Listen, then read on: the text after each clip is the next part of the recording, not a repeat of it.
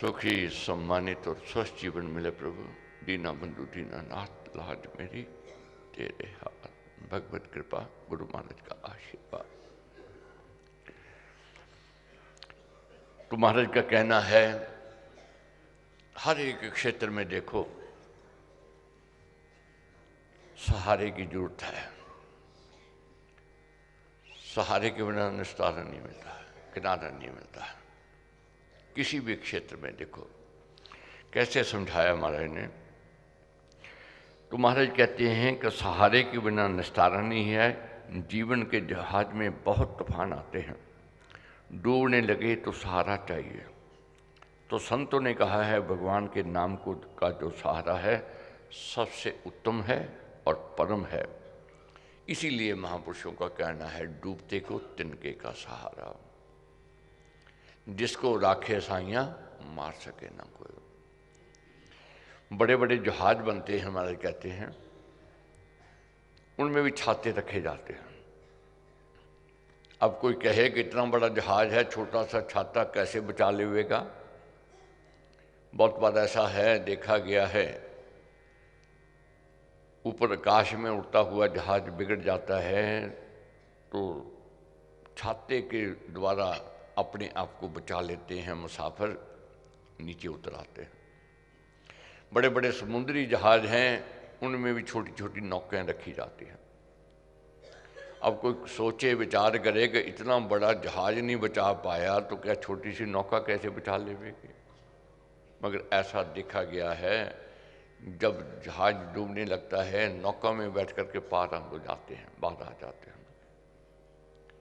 तो इसलिए महाराज ने कहा है कि नारा मिलता है किसको, जिसको मालिक रखने वाला है। डूबते को तिनके का सहारा। ये जीवन है महाराज कहते हैं, ये हमारा ये जगत है, इसमें जीविका को चलाना एक बड़ा काम है। दुकानदारी हो, नौकरी हो, खेती हो, ये सब काम जी जानकर काम करने पड़ते हैं, तब जाकर के जीविका चलती है। आसान काम नहीं है, बहुत मेहनत करनी पड़ती है, बहुत यत्न प्रयत्न करने पड़ते हैं जी परिवार को चलाने के लिए। कोई कहे कि ये बोझ है, विपता है, ये तो बोझ विपता समझेंगे तो और बोझ लगेगा। मगर ये सोचे कि हमने करना है, हमारी ड्यूटी है, तब वह बोझ नहीं लगता। जैसे गृहिणी है, घर का काम करती है, अगर बोझ समझ करके करेगी थकान होगी। अपनी ड्यूटी अपने कर्तव्य समझ के कर रही है, वह थकान नहीं है। व्यापारी व्यापार कर रहा है, बोझ समझ के कर रहा है, थक जाएगा। ये सोच करके कर रहा है कि मेरी ड्यूटी है, मेरे को करना है। करना है तो खुशी से करना है। तो इसलिए महाराज कहते हैं भारतवर्ष जो है पिछड़ा हुआ देश है, यहाँ तो मेहनत बहुत करनी पड़ती है, इसलिए जीविका चलाने के लिए बड़ा प्रयत्नशील होना पड़ता है।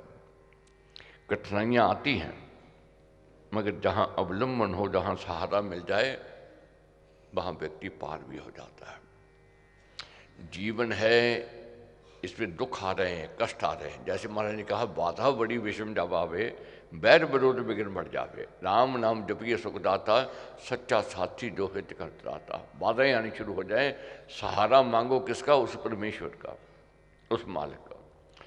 जग से मांगेंगे जग हसाई करवाएंगे, मालिक से मांगेंगे तो रहमत होगी, कृपा होगी।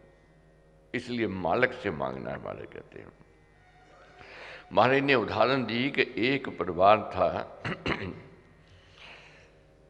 निर्वाह का साधन नहीं था, औरत थी, विधवा हो गई, बच्चे छोटे थे, रोटी की लाचारी हो गई।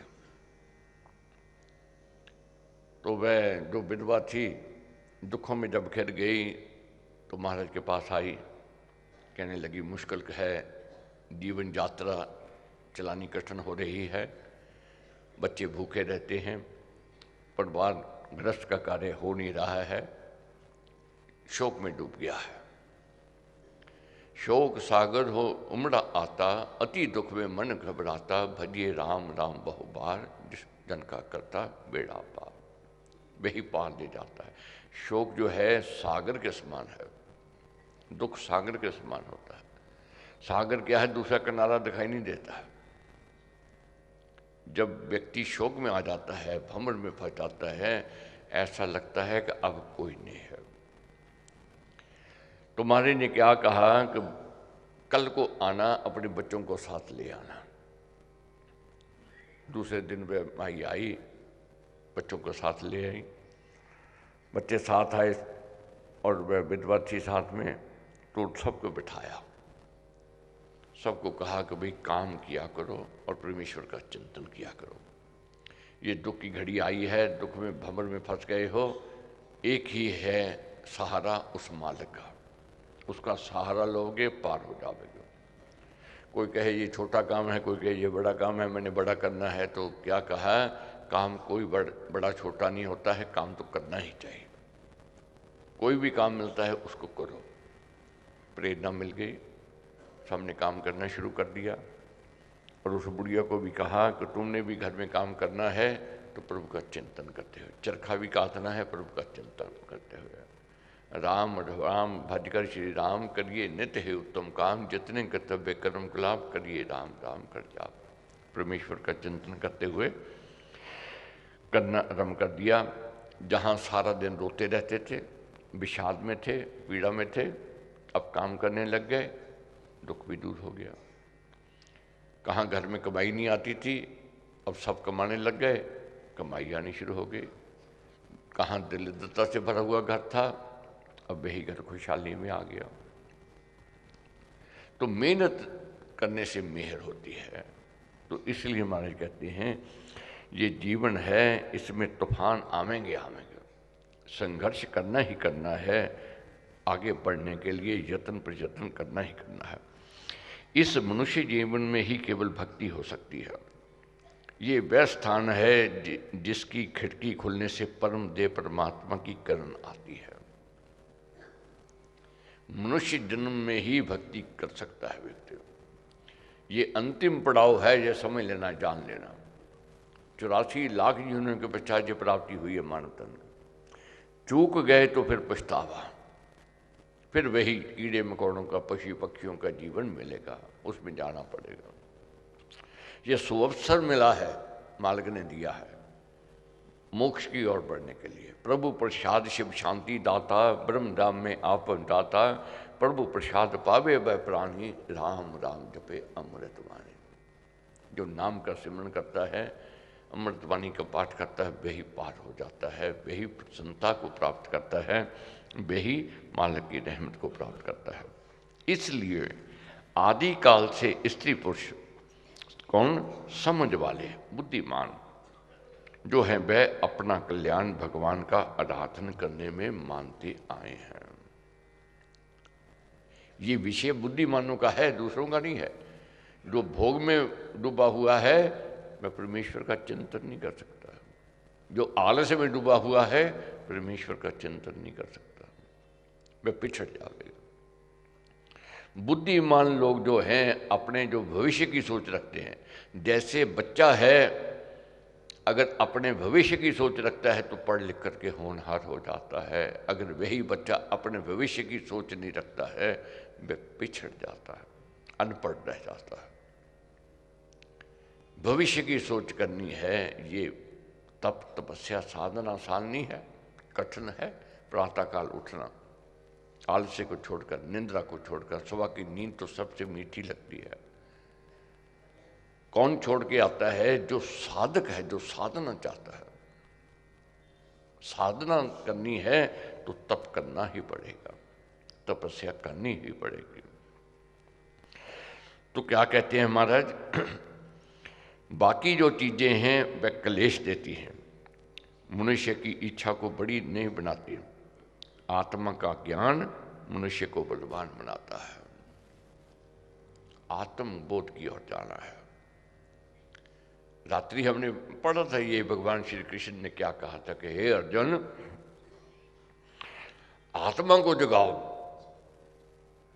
जगा हुआ आत्मा बुराई को छोड़ सकता है,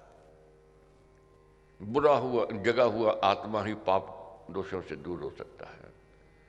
ये आत्मा को दिखाना है, ये सत्संग में आकर के जागृत होता है। संतों के वचनों का जब मनन करते हैं, चिंतन करते हैं, अध्ययन करते हैं तो आत्म बल बढ़ जाता है। आत्म जब बढ़ता है तो शरीर में शक्ति आ जाती है, हिम्मत आ जाती है, साहस आ जाता है। तो उदाहरण दिए महाराज ने, एक माई ने अपनी लड़की को पड़ोसन के घर में कोई चीज लेने के लिए लड़की को कहा। सूर्य अस्त हो चुका था। लड़की ने जवाब दे दिया, कहने लगी कि रास्ते में पीपल का पेड़ है, वहां चुड़ैल रहती है, मैं नहीं जाऊंगी। डर लगता था। मगर एक दूसरी छोटी लड़की थी, मैं कहने लगी मैं जाती हूँ माँ जी, मैं लेकर के आती हूँ। और मैं गई, मैं ले आई। और बड़ी लड़की ने पूछा कि रास्ते में पीपल का पेड़ तक चुड़ैल नहीं मिली? तो कहने लगी कोई चुड़ैल नहीं थी। तो क्या कहा उसने, सत्संग जाओगी तो निर्भयता आ जाएगी। ये सत्संग से दूरी है तो भी भय है। सत्संग जाने से निर्भयता आती है। तो इसलिए महाराज ने कहा कि जो सत्संग जाता है, उस बड़ी लड़की को कहा कि तू सत्संग में जावे तो तुझे पता चले कि भगवान के नाम का जो मंत्र है वह बड़ा बल देता है। बड़ी लड़की ने कहा बल देता है तो क्या मेरा डर निकल जाएगा? तो उस लड़की ने कहा हाँ निकल जाएगा, अगर सत्संग जावेगी तो तेरे को निर्भयता सीख करके आवेगी। तो लड़की ने नाम का मंत्र ले लिया, उस पर मेहनत करने लग गई और धीरे धीरे उसका मनोबल बढ़ गया। महाराज ने महात्मा गांधी जी का दृष्टांत दिया। महात्मा गांधी जी शरीर से नहीं थे कि बहुत बलवान थे, दुबले पतले थे, मगर आत्म बल बहुत था। मगर अपनी जीवनी में महाराज ने कहा, लिखा है कि महात्मा गांधी जी ने लिखा कि जब मैं छोटा था, बचपन में था, मैं बहुत डरा करता था, बहुत डर सताता था।